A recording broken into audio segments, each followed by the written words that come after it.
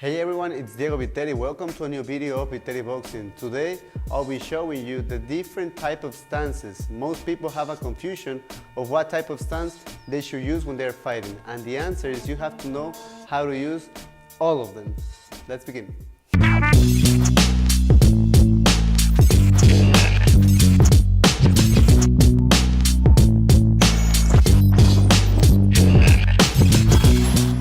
When we talk about the stance, we talk about two different things, our legs and our torso. How we position itself, it depends on your goals. If you want to attack or if you want to defend. If you have to use a wide stance or if you want a narrow stance. Sideways bladed or more square stance.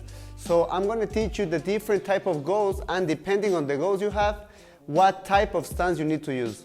For goal number one, we want to study our opponent. If we want to study our opponent, we need to be in a narrower stance and bladed. Bladed because we want to be a lot more defensive, protecting our center line, and narrow because we want to do a lot of little steps. We want to go in, we want to go out fast.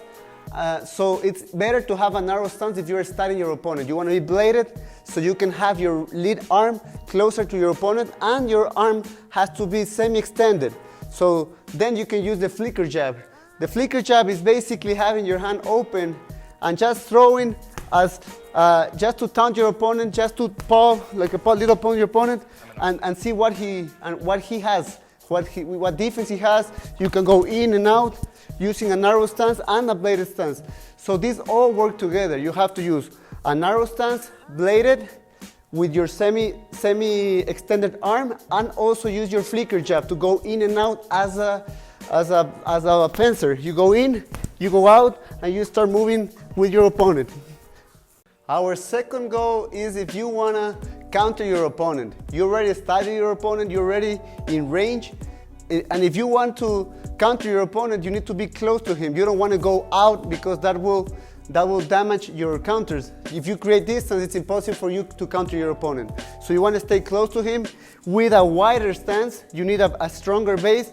Having a stronger base will also allow you, having a wider stance will allow you to move your torso a lot more. So that would be perfect to slip punches, to move away from any punch and still be close to him to counter. So it's perfect to use a wide stance. For the torso, I would suggest to keep a bladed stance, kind of like a shoulder roll. Because you also have to be careful because you're close to your opponent, so you have to be careful with the shots, so you can roll the punches and counter, maybe a slip and counter, having a wide stance. So this is perfect so you can counter your opponent. Being close to him, having a wider stance, but still bladed to be defensive, so you can roll with the punches and counter your opponent.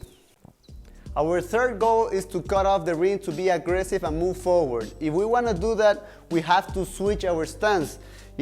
From the bladed stance, we're going to go to a square stance where we are almost aligned. Our torso is going to be square too, so we can punch with both punches with the same power, and this will allow us to walk and also move our head to any direction. Compared to the bladed stance. If we have the bladed stance, we can normally move to only one side. So this is perfect to be cutting off the ring, to be protective, and to also have power in both punches.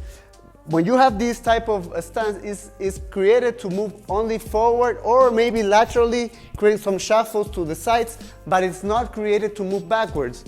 But it's obvious if you're putting pressure to your opponent, you just want to walk and using your head movement and have some power. So this is perfect if you want to be aggressive and cut off the ring. Another situation that you may encounter in the ring is being against the ropes.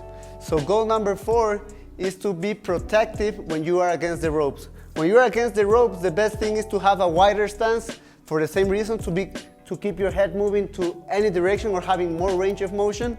The second thing is to be bladed. Like Mayweather, when he goes into the ropes, he goes and he lays on the ropes, he can move, he can create some distance, but whenever you want to go out of the ring or you want to move laterally, you have to square yourself and then move laterally and change your arms. So your torso and your legs have to be constantly changing. I am protective, catching punches, but whenever I want to move out of the ring, I will have to put my high guard and also square myself so I can move laterally.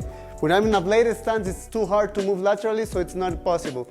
So remember that in order to have a good stance, you have to be able to switch stances according to your goals. If you want to attack or you want to defend, you got to put pressure. You want to be defensive. It always depends on the timing of your goals. Thanks everyone for watching my video. Remember that to be or to have the best stance in boxing, it's not only about one stance, it's about switching and moving from one position to another position depending on what you want to do.